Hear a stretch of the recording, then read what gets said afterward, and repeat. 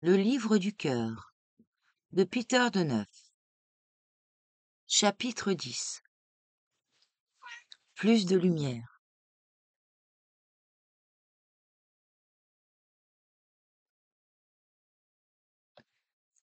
Si vous ne vous efforcez pas de vous perfectionner graduellement par la connaissance et la mise en application, vous ne pourrez vous purifier, vous élever et acquérir la liberté à laquelle votre âme aspire.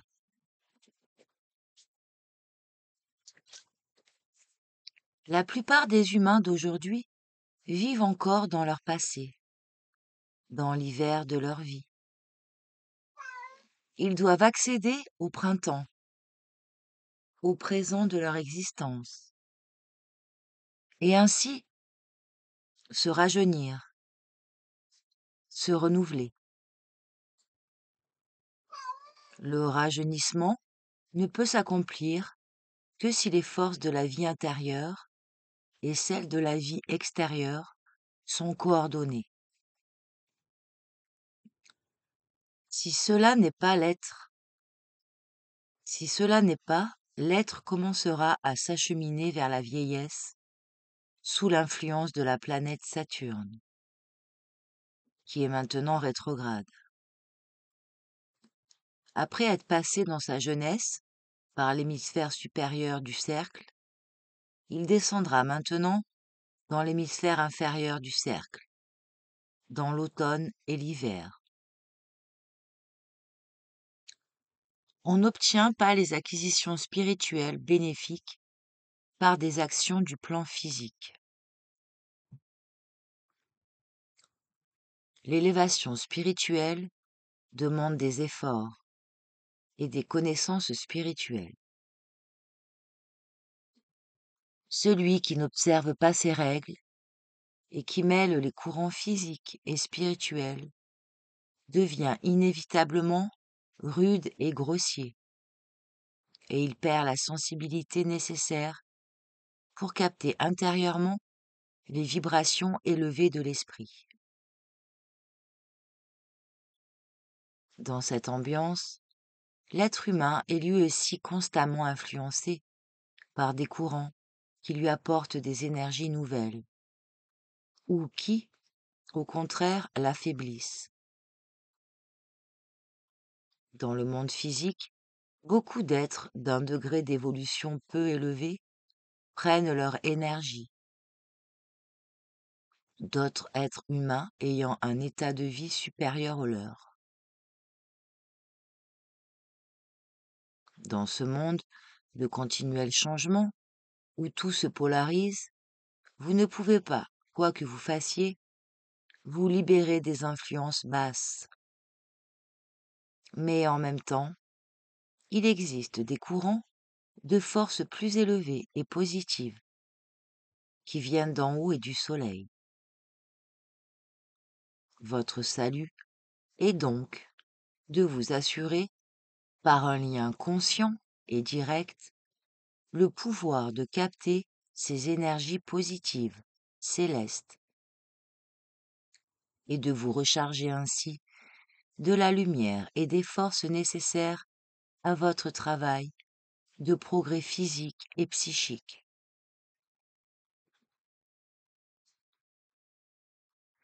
Pour cet échange inévitable de donner et de recevoir, il est évident qu'une meilleure connaissance de notre entourage, de notre prochain, est utile.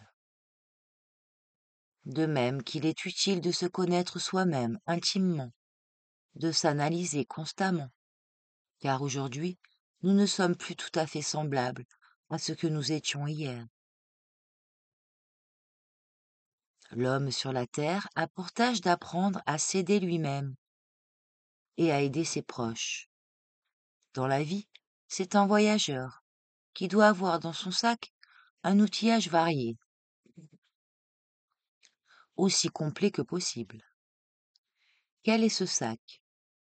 C'est sa tête dans laquelle il dépose son savoir et porte ses connaissances. Donc, en un mot, Il importe de toujours mieux se connaître. Mais que faut-il connaître?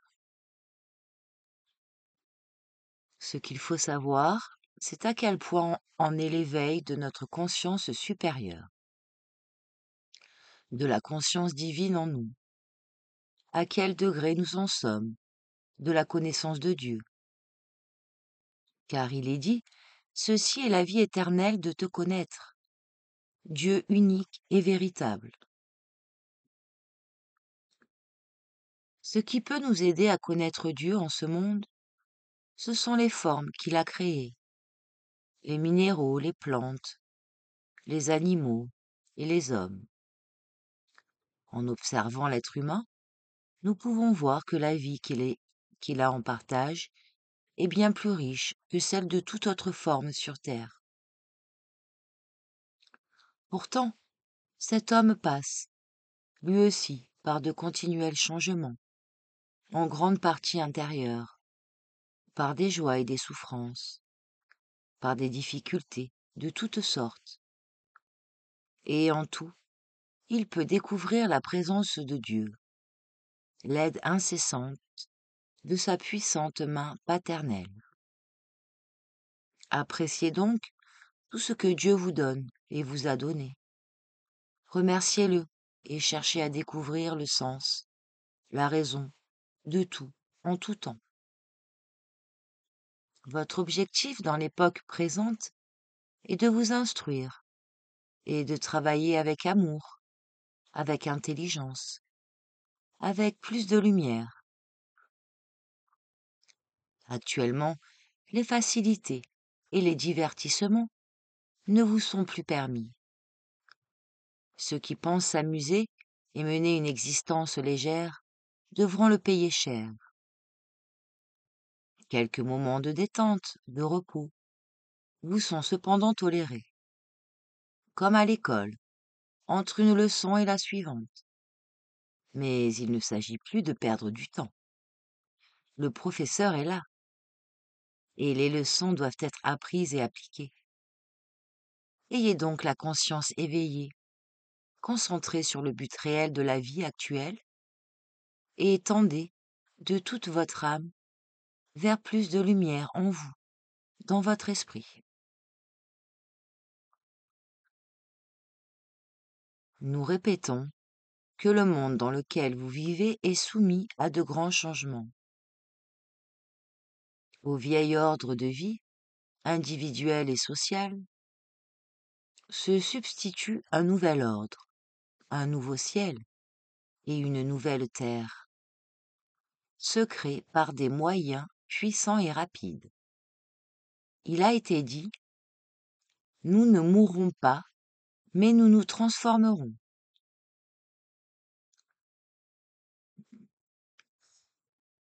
En chaque être s'accomplira quelque changement, petit ou grand.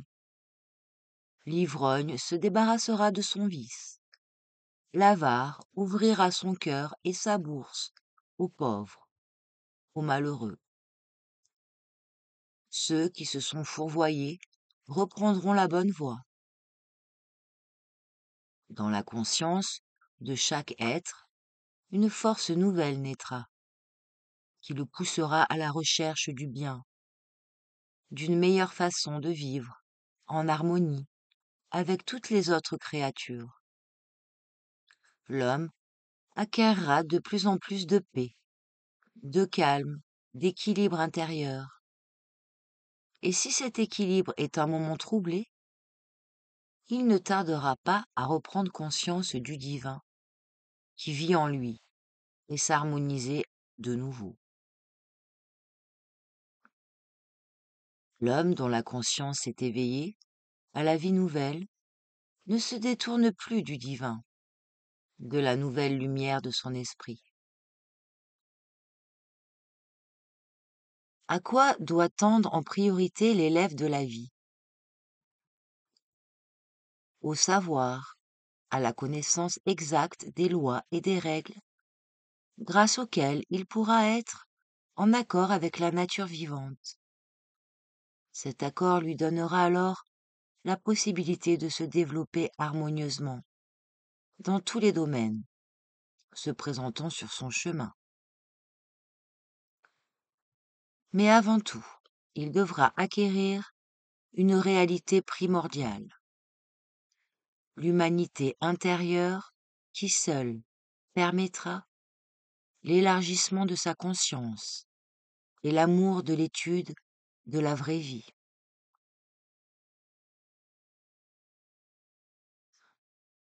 Pour réaliser correctement les bons désirs, les nobles sentiments que vous pouvez avoir, il vous faut un excellent intellect. Ceci est aussi une tâche importante à laquelle vous devez vous appliquer avec humilité et amour. Plus de lumière intérieure vous est nécessaire pour apprendre à penser justement et, en conséquence, à agir raisonnablement. Votre pensée doit être pure, éveillée et lumineuse. Et enfin, une foi inébranlable doit vous soutenir dans le chemin que vous suivez. Ne regardez pas en arrière, ne pensez plus à vos erreurs passées. Ne vous demandez pas sans cesse pourquoi, comment. La chose qui vous incombe maintenant est de vous améliorer. Pour cela, il faut que vous soyez intelligent et raisonnable. Par intelligence, j'entends un intellect ayant de bonnes capacités de travail constructif, d'élévation et de perfectionnement. Être raisonnable, c'est savoir comment se servir, au moment donné, des capacités, des forces positives en soi. En troisième lieu, la fermeté d'un pur moral spirituel vous est nécessaire.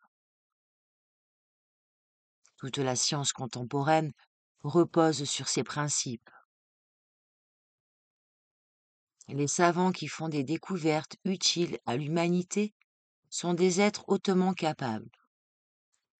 Ils connaissent la science spirituelle et l'appliquent sans fracas. Certains d'entre eux ont achevé depuis longtemps l'étude des cours de l'école que vous suivez maintenant. Et c'est avec les connaissances qu'ils ont acquises qu'ils peuvent faire de tels travaux et de telles découvertes.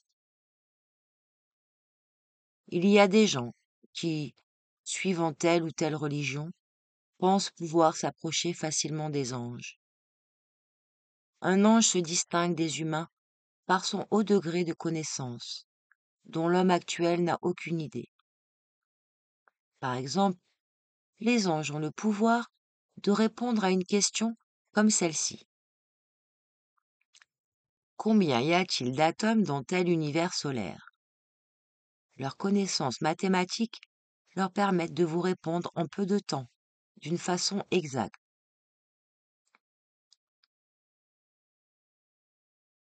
Si un ange est chargé de la tâche de calculer, en ces détails, la vie d'un homme sur la terre, quand il est né, quand il mourra, ce qu'il fera tout au long de sa vie, il peut le faire rapidement et vous le dire d'une façon détaillée, pour chaque jour, chaque heure et chaque minute. À de semblables questions, nos plus grands savants contemporains ne peuvent évidemment rien répondre. Mais d'autres savants, dont le nom est inconnu, sont capables de le faire. Je vous ai dit à plusieurs reprises que l'amour ne doit pas avoir d'objet. Par cela, j'entends vous dire que le but de votre vie ne doit pas comporter d'image matérielle à poursuivre.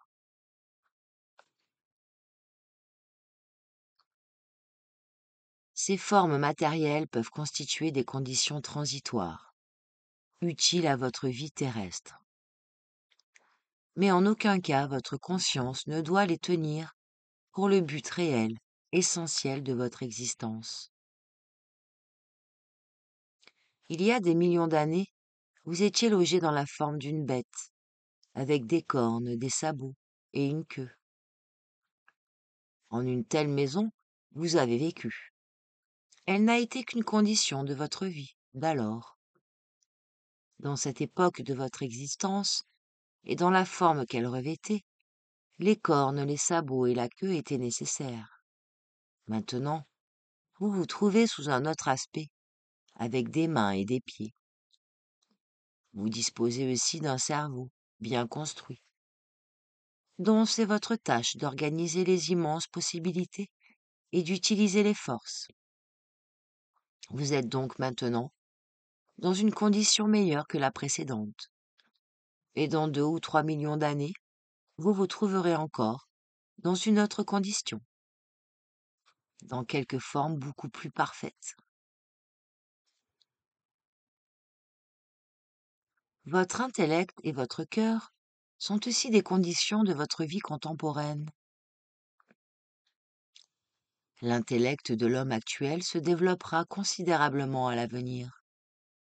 Il acquerra une plus grande ampleur d'idées et de pensées. Il y a une énorme différence entre l'intelligence de l'homme actuel, terrestre, et la lumière de l'esprit, la pensée d'un ange. Cette différence peut être comparée à celle qui existe entre l'intellect d'un homme et la pensée que peut avoir une grenouille. Alors, où est le motif de votre orgueil? Vous pouvez être fier dans la société des grenouilles, mais toute l'humilité que vous pourrez trouver en vous ne sera pas superflue si vous vous comparez à vos frères plus avancés du monde angélique. Vous devrez attendre longtemps et travailler encore beaucoup à votre perfectionnement avant que votre intelligence ne s'approche de la leur. L'orgueil qu'éprouve l'être humain provient du fait qu'il pense avoir beaucoup de connaissances et qu'il s'estime différent des autres. Parce qu'il s'est enfermé dans le petit cercle de sa personnalité, de sa conscience individuelle, il lui est difficile d'avoir une vue plus élevée et plus large. Si vous demandez à tel savant, qui connaît tant de choses, ce qu'il y a dans l'étoile Sirius, par exemple, ou ce que représente précisément la constellation d'Orion, ou ce qu'est la grande ours et la petite, et la différence essentielle entre elles deux, dans leurs mouvements, vous verrez ce qu'il pourra vous répondre de réel. L'homme honnête, raisonnable, doit réfléchir profondément et se demander, attendons, il faut que je voie ce que je sais vraiment. Si vous vous posez cette question en toute sincérité et modestie, vous sentirez naître en vous un élan vers le travail qui vous permettra d'acquérir une pensée juste, vraiment harmonisée à votre état actuel d'évolution. L'homme aujourd'hui doit être conscient et profondément reconnaissant des bonnes conditions qui lui sont données pour développer et élever sa pensée, pour ennoblir et adoucir ses sentiments.